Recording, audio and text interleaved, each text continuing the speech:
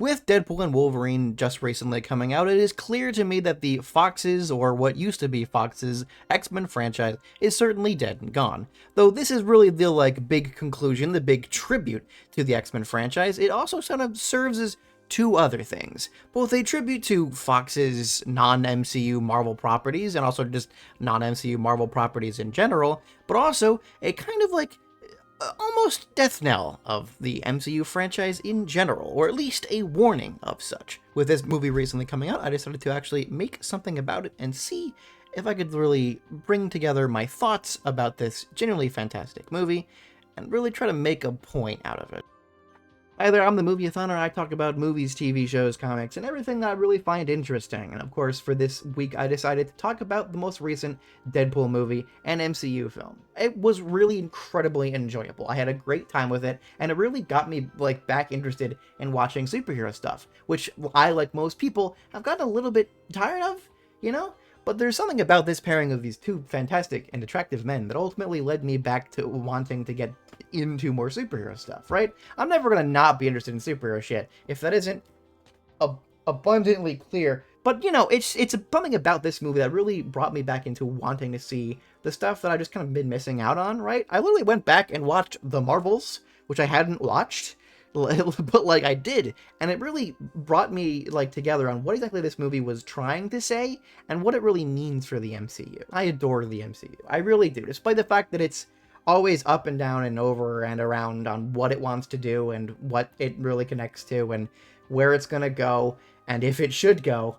It's still something that I enjoy, because I just like superheroes. The thing about these kind of things is I expect them to be different, and them to do their own thing, but also be respectful to the actual comic books, and for the most part we've been getting that thanks to the MCU. You can look back at the mentioned X-Men Origins Wolverine and really see what people thought about comic books back in the day, and how they had to change them and make them different for the modern day, right? The whole, line of...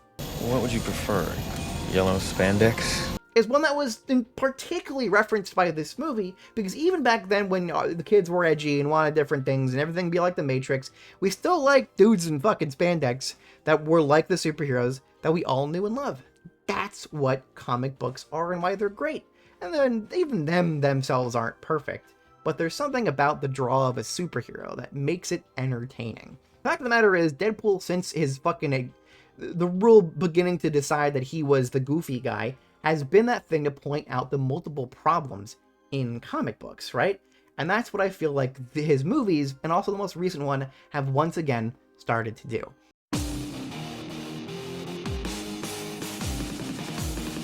The Deadpool character was introduced all the way back in the 1990s by Rob Liefeld, all the way in New Mutants number 98. Right when he had taken over the storyline, he began to slowly turn the New Mutants into what would later be the X-Force, a sort of Black Ops group. They fought multiple of Rob Liefeld's just random dudes, as it was the 90s, so there were just lots of people with powers that would be fought, just pure jobbers, and, Deadpool was no different. He was just a ninja, right? He wasn't even purposefully made to be a reference to Slade Wilson, that of course being Deathstroke, because that name would later be introduced later on, certainly not during Rob Liefeld's run, not by Rob Liefeld. X-Force 1415 introduced the woman that lots of people who have watched these movies would know about, that being Vanessa Carlyle, who at least in the comics can fucking shapeshift, which never was a thing in the movies. It would be Fabian Nicieza that would really introduce the idea of him being a little bit more of a wise guy, which certainly wasn't something that was original to his character. It would ultimately be him that would be able to expand more on who he is, his backstory, his relationship with Vanessa, as he would get his own solo comics, that being Deadpool The Circle Chase, which is such a weird name unless you know the context. Being a little bit more of a Spider-Man-esque funny man, he would just kind of make jokes in the middle of it, even if they weren't fantastic, and would very slightly lean on making some references to maybe being a little bit self-aware. But he would not get his, whole fourth wall breaking thing for a while. He would, however, get the whole fact that he had a fucked up face and liking the word chimichanga. That's right, all the way back in the 90s, the least funny thing about this character. Parts of it will be introduced throughout Deadpool's main thing, that being Deadpool Volume 3, but mostly Deadpool and Death Volume 1, which would bring in some more information about the origin that mostly everyone knows. Him being introduced to Department K after getting various brain tumors, which would basically leaving the guy slowly dying, and after they began to weaponize him and mutate him, it would turn his body into the way it is now. Not just absolutely disfigured, but also seemingly immortal. He was one of many who were part of the, quote, Deadpool, this betting pool of who would die first, him being the top of it, thus where he got his name. As it was in the main movie that everyone knows in 2016, one of the people who were working on him was Ajax, also known as Francis, who of course after being called that multiple times would result in Ajax trying to kill Deadpool, whom at that point in Deadpool Volume 3 would be known indeed as Wade Wilson. But indeed after having his heart ripped out, he basically would be allowed to live because guess what? He's seemingly immortal. You can't kill this man. You could cut off this man's head and it will not matter. Becoming a very fan-liked character, he would appear in multiple other side comics, though finally giving a full run in the mentioned Volume 3, which gave us his supporting cast Blind Al and the Weasel, people who's just kind of forcing to be around him, but kind of like being around him, and mostly just do stuff for him.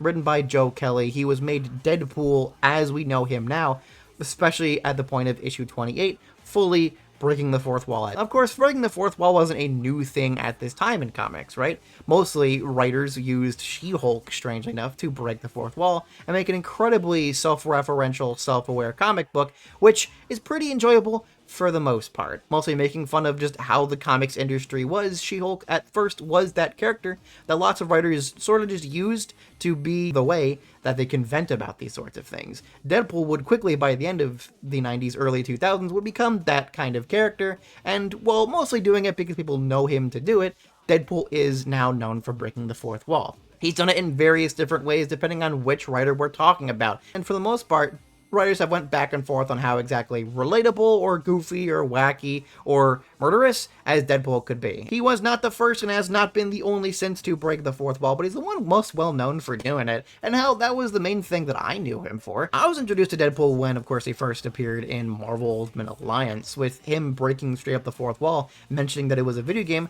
kind of blew my mind for a minute, and I certainly really enjoyed this character when I saw him in Hulk vs. Wolverine, a fantastic animated movie, which of course is one of many things that this character has appeared in. It's really grown throughout the many years, right? He wasn't the most popular character in the 90s, but was definitely a popular enough character to get repeated series and certainly to be introduced in various media, but it's really the mid to late 2000s where he really began to get more popular and where all the merchandise came from, thanks to all these edgy kids and their love for weird graphic tees.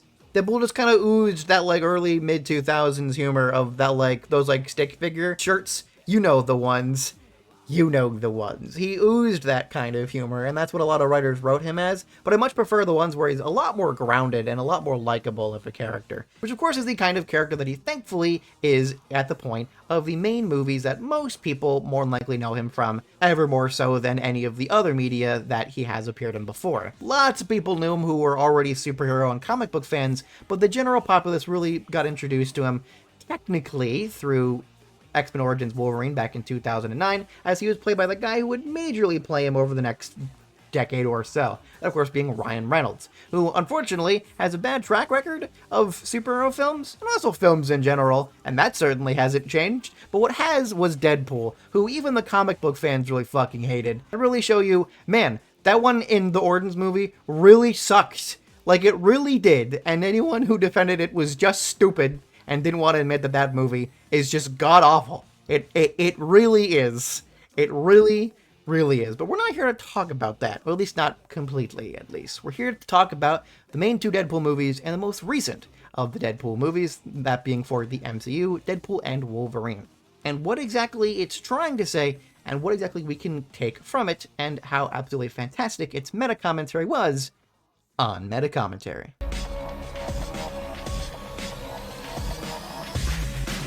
Deadpool certainly isn't the only comic to point out the problems and the tropes of comic book superheroes, right? There have been many different ones, whether it be from the absolutely fantastic epic storyline that is Watchmen, or the not as well written but much better made into a TV show of The Boys, that ultimately point out the different tropes and problems within realism or repetition or the lack of creativity that lots of these properties can get to. It's always been this way. This is not a new thing when it comes to comic book characters, right? People want to make it out to be whatever reason that they want, which Go ahead, you dumb, stupid babies, cry about all the women being in the movies as much as you want.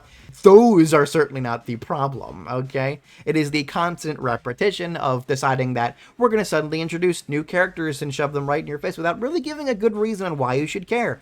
We're going to have big events and really just overemphasize the things that we think worked, but really weren't the reasons why things were successful that first time around. Events are a big problem, even still in comics, and especially were a big thing in the 90s. Deadpool became one of many ways writers can ultimately complain about that thing.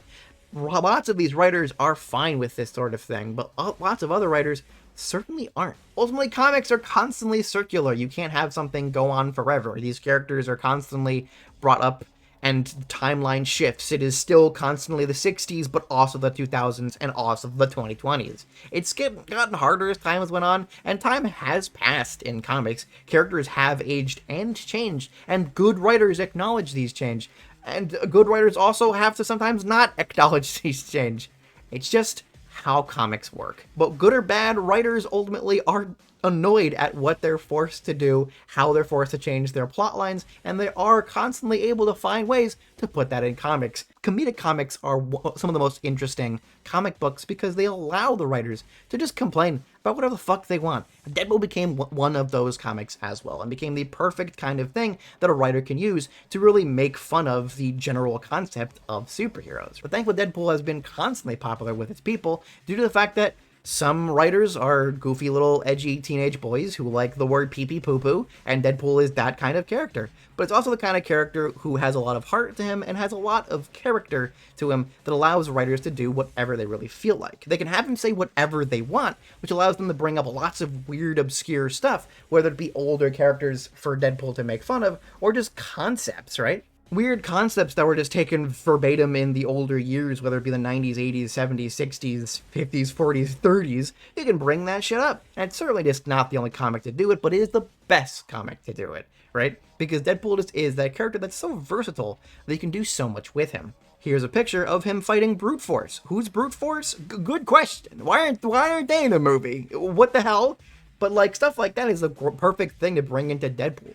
It worked perfectly well when making it into a movie. It's because people know that this guy is popular and he will work well. And in making fun of the show and the way the producers work on these shows, whether it be animated or live action, is phenomenal. There's only certain characters that are really allowed to do that sort of thing, and Deadpool was the perfect person to make a movie out of. At this point in 2016, Fox had continued onward as hard as they possibly could to make as much as they possibly could to continue the X-Men franchise, right? They had slowly lost the rights to the rest of their properties because they didn't handle them well, right?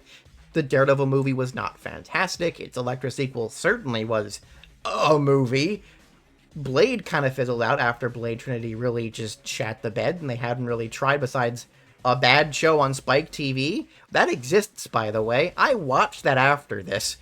I already put a spoiler thing up, but Blade's in Deadpool and Wolverine, so I finally watched the Blade movies. Isn't that weird that I never watched it till this? So funny. Great movies, except for that last one. Poor Triple H just being in that fucking thing. But Ryan Reynolds is the kind of writer that has that sort of attitude, and as you can see in the piece of garbage that is Blade Trinity, he would be the right person to play him. It's the reason they got him to do it in Origins Wolverine, and it's the reason why this guy wanted to push so hard to allow Fox to give him this chance, and they certainly did. They didn't give him that big of a budget, they let him just do whatever they want with it, except at this point they're doing what Sony is currently doing, that just throw everything out the wall and hope that it sticks, and for once, it did. As mentioned, Deadpool is the right character to really put in any kind of situation, and in terms of a big budget movie made in the same vague franchise that had been running for the past, several years, is the perfect way to introduce this character to movie-going fans. Many people didn't know who this person was. My mom certainly didn't. My mom is how I gauge the popularity and the knowledge of the general populace, because if she knows something, then it's probably popular enough that it might do well. But if she doesn't know some character, then it's probably not as popular as you would imagine. However, if she knows an actor and is seeing it because Ryan Reynolds is in it, then that's a movie that will probably do well. And obviously, she complained about him not being hot in the movie, at least once he became Deadpool. So But there's a reason why I brought her along to see Deadpool and Wolverine. Not just because Deadpool had clearly become an incredibly popular character that now people who were even much less knowledgeable about these franchises had known, but also Hugh Jackman was in it, and she has big, notable crush on Hugh Jackman, to the point that it is a major part of her personality.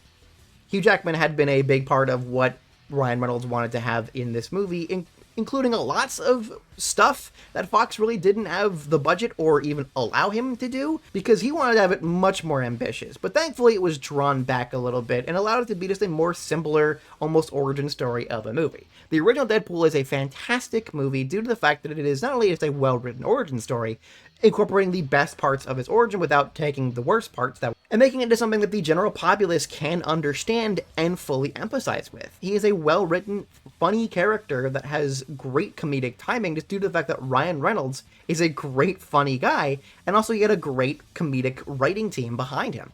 It was a match made in heaven that should have been made years ago, but unfortunately wasn't, but now fortunately was. Deadpool worked so well as it was because at this point, the MCU was in full swing. We are post the big Avengers crossover and we're around the point of the second one, right? This is where we are in superhero fever. This is the point when people were starting to bullshit the idea that there was the beginning of superhero fatigue, even though there was not. Mostly because at this point there had been superhero films every year or so since like 1999, right? There's a reason why the superhero movie was made at all. People were beginning to see the tropes even back then. However, lest they would have known that these franchises hadn't even begun to show their characters or their tropes. That movie is funny, but it really misses the point in many ways that Deadpool does fantastically, giving a genuine, well-written storyline and poking fun at the real, actual points of the tropes of superheroes, right? Not just, oh, haha, wouldn't it be funny if we expected one thing, we saw it in the movie, and then it's not that? Funny! But it literally takes the exact tropes like the superhero landing, the backstory whole thing of how dark it is and how serious certain guys can be, montages how these fight scenes go and how it's clear that they're probably more violent than they end up actually being, and the very typical ways we expect these scenes to go, whether it be from dialogue and from action, to be entirely subverted in these very clever ways, is what makes Deadpool entertaining. Now, I personally don't think it's the best superhero movie of all time. Of course not, right? It's just due to the fact that it's not as big as it wanted to be, and it wasn't really allowed to do what it wanted to do, is what stops it from being perfect. However, people love it, and there's a good reason for that. Deadpool pokes fun at exactly what people had problems with in terms of superheroes. What was becoming clear of what every movie was having, how it went, how it began, how it ended, to subvert how these characters show up and who's going to show up, and big reveals is exactly what Deadpool did so incredibly well, and was exactly what was needed at the time. Of course, however, it's a little bit harder for Deadpool, right? At this point, movies, thanks to mostly Robert Downey Jr. and just the idea of that's the way superhero movies should be, lots of movies were beginning to do a similar thing, right? Where exactly could Deadpool fit in this world of modern Marvel pictures when lots of Marvel pictures have quips here and there and lots of self-aware humor of, that's weird. Why does MODOK look like a big head? And this lack of imagination of attempting to take anything seriously is what ruins certain movies, and unfortunately what turns lots of these movies into the formula that they had become. I do hate when people use that term like Marvelizing or MCUizing or like blaming them completely, but it is tropes that indeed did start in the MCU that did now kind of seep their way into Hollywood in general. Lots of action films can't take 1 second to take themselves just even an ounce seriously. And when they're a superhero film, they have to poke fun at every villain and every goofy thing. That, you know what? Maybe I like weird, goofy things. Maybe I like to make fun of them, but I want them to take it seriously.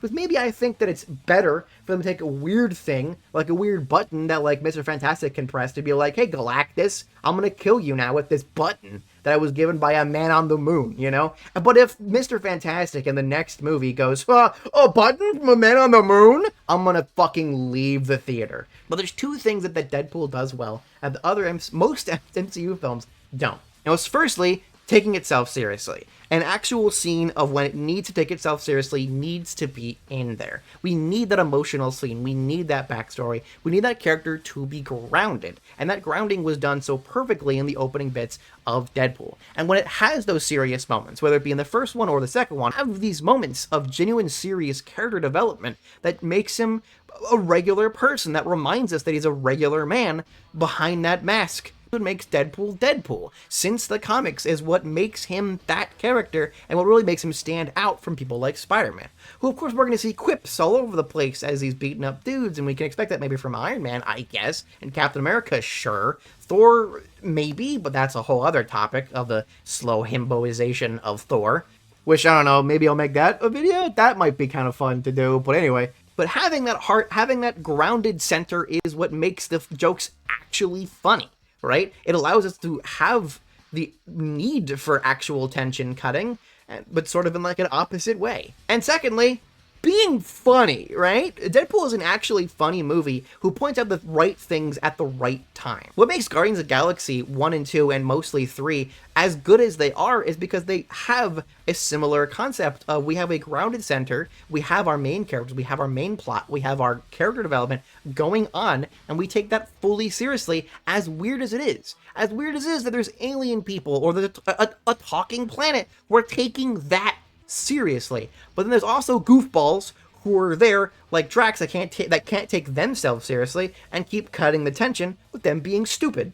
Now, the slow, more himboization of Drax is also its own problem, and why 3 isn't perfect, but the reason why 3 is much better than most MCU films added around its time is because it tried to take itself even an ounce seriously. And when it comes down to it, when they do decide to make jokes, they're actually funny. They have a reason for them. They point out what is rightfully needed to point out, or they cut the tension of the scene in the right way. It is this mixing of tones that is really the most important thing that is needed for these kinds of films. Frankly, these are the kinds of films that will need these sorts of things, right? But it would be great to have these movies take themselves more seriously. And when they do make jokes, they have to actually be funny. They can't be this just stupid nonsense just happening for no reason. Deadpool movies are much smarter in this way by actually attempting to have actual humor with like good timing and pacing, which feel like it shouldn't be that hard, but when most of the jokes that these hack writers decide jokes are, whoa, that's funny because I'm saying it's funny,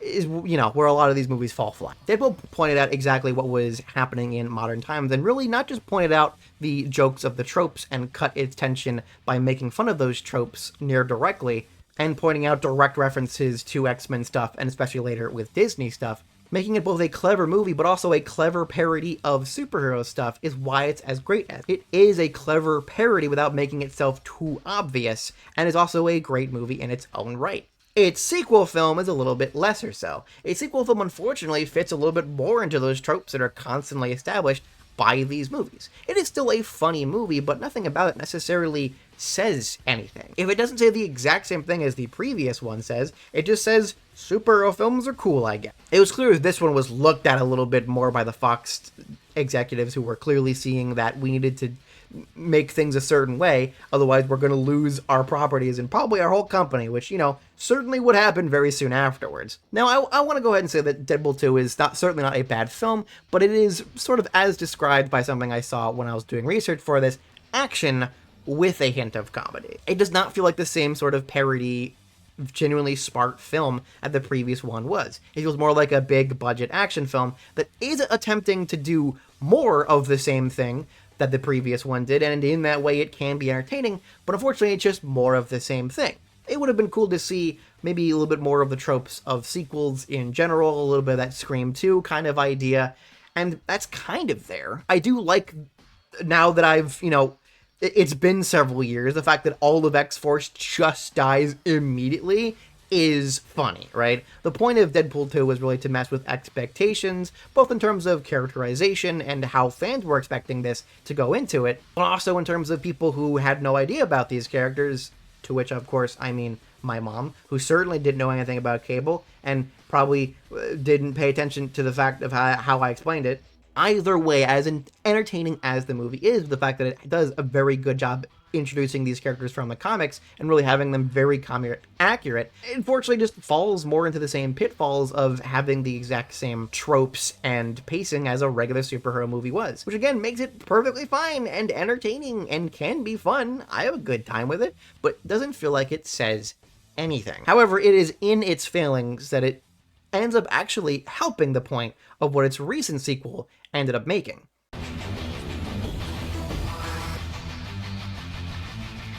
The tropes as we know them in modern days have continued, and they've basically boiled to the point where it really feels like the well is starting to run dry. After watching this movie, and after watching all the Blade movies, as I mentioned, and then the Marvels, came the announcement of Robert Downey Jr. as Doctor Doom. This is weird, and you know what? Giving it some thought, I don't like it. You can like it as much as you want. It's cool to see the guy at all return, but it would have been cool to have him return as Iron Man. He can absolutely play Doctor Doom. I'm sure he could do a great job in an unrelated Fantastic Four thing, but like, this is the same franchise that began with him as Iron Man. Now Doctor Doom is going to be a character that people are going to know is somehow related to Iron Man, when for the most part, besides the Marvel Comics trying to do that the last time, which failed horribly, he has nothing to do with the man, you know? Now he's another suited guy played by Robert Downey Jr., which just, like, doesn't fit. That's not who Doctor Doom is. And now we're gonna, for the, like, 5th time, not get the kind of Doctor Doom that comic book fans really want to see. This is not what we want. This is not what we should want out of this character, and it's because of how this franchise is going. At this point, with all of these characters reaching the end point of their character arcs and a lot of actors just kind of leaving the franchise, it's become incredibly clear that this franchise doesn't know where it's going, right? Whether it be building up a whole other group just to try and do something, the Thunderbolts, which are nothing like the Thunderbolts from the comics, because how could they be? We keep killing our villains. And then there's the Young Avengers, who I'm still not even entirely sure they want to do. I guess we'll have to see how they write Wiccan in the Agatha show, of which I won't be watching. They're also trying to maybe do that with multiverse versions of them, or something to that effect, which all of it feels like what we have left, who will be here in the next decade or so, as we try and continue. We have 4 more years till it's been 20 whole years in the MCU, and will it make it to that point? I don't know. I can tell you, at least at that point, there will be another Avengers 2-parter coming out by the point of 2027, and they'll probably announce a whole bunch of projects. But maybe they shouldn't. And that's what I firmly feel like Deadpool and Wolverine is trying to say. Now, the greatness of Deadpool and Wolverine is a 2-parter, right? Firstly, it does indeed acknowledge the fact that the franchises established by Fox are dead. They're dead in the water and basically forgotten. But that they shouldn't be. The best part about the whole movie was the great tribute at the end, which I can't really show, so enjoy trailer footage, I guess. But, you know, they give a great tribute to all of what Fox had made, which regardless of the quality of the Fantastic Four or Daredevil or X-Men movies, all of it was made in this wild west of we're not sure how to make these movies, we're not sure what's going to work, we're not sure what's popular. But regardless of what decisions were made by writers and directors and producers, this was a group of people, a bunch of scrappy individuals that didn't know what they wanted to do or what they could do or what they should do with this superhero franchise, but they're having a good time nonetheless. This was a good time for these people who did their absolute best with these movies. And that's what we forget with these things. Problems that the writers used Deadpool to complain about, and other characters like him, like She-Hulk, were present in the movies ever since Blade, right? Ever since 99, people had a problem with what producers wanted them to do, with other writers wanted them to do, and what the people around the movies, critics and such, had decided what was good and what was bad before it ever came out, right? Now, as a film critic myself, I don't want to ignore every word of any film critic, but lots of film critics, even still, regardless of the success and the clear quality of what a bunch of these movies easily show, don't want to acknowledge these movies. They've never wanted to acknowledge action films in general for decades, unless they involve some kind of pointless drama in some capacity. Now, while I honestly should make a whole entire editorial about the friggin' Academy Awards, the whole point here is lots of critics never gave them the chance, as the same went for comics, right? This is the exact same problems that went in the production of movies went in the production of comic books, and those exact same kinds of writers, some even the same writers, have the exact same character to allow them to complain about all of that. Deadpool and Wolverine not only getting a really great conclusion to their character arcs that doesn't ignore the stuff that has been established before, thankfully, as I fully assumed that it would when this movie was initially announced, also gave an ending to the fucking Fox characters, right? And they didn't make it overly sappy. They made it funny. They made comedic references. They made a parody out of superheroes once again in incredibly clever ways. But in making these endings for these characters, for Elektra, for Blade, and for the Channing Tatum version of Gambit, who incredibly comedically in the film references maybe being born in the void, as he was never able to actually be the Gambit that people were kind of hoping that he was going to be, like, brings us this big closure to this group of people who grew up with these movies. I don't think a bunch of these movies are good, but I understand where people come from when they do enjoy them, because I grew up with them. I had good times with them when I was younger too, right? Not all of them. Daredevil still wanted to make me not watch movies anymore in general. That was more like a life thing, and that wasn't that movie's fault. Am I going through some kind of closure here? And like, is this like a weird, like, pseudo, like, psychology thing? I don't know. I'm going through shit right now. Just go with it. But I love that. I love this, like, closure of all the Fox properties, really giving this, like, clear conclusion to this bygone era that's not just the X-Men franchise, it's everything Fox made. It meant something, and the people who worked for it wanted it to do its best. That's what I think is most admirable about this movie, especially it giving, like, a great conclusion to Hugh Jackman's Wolverine. It's like a sort of cake and eat it too kind of thing. It does not at all undo Logan, right? It, in fact, does a great job referencing Logan, mostly with its awesome intro of him killing people with Logan from Logan's dead body to Backstreet Boys' Bye Bye Bye, which is probably the best opening credits I've seen in my life, by the way. But it also allows Wolverine to finally fucking rest, dude. I just wanted a good ending for this man, especially with Laura, and we got that. We got the one thing that I wanted to see ever from an X-Men movie, being a grown-up version of Laura from Logan, and we got that, and now he can just hang out with her in presumably the X-Men universe, but probably in the future. I'm not going to think about the internal consistency of where the hell Wolverine went, but okay. But of course, alongside references to not just X-Men and the Fox properties,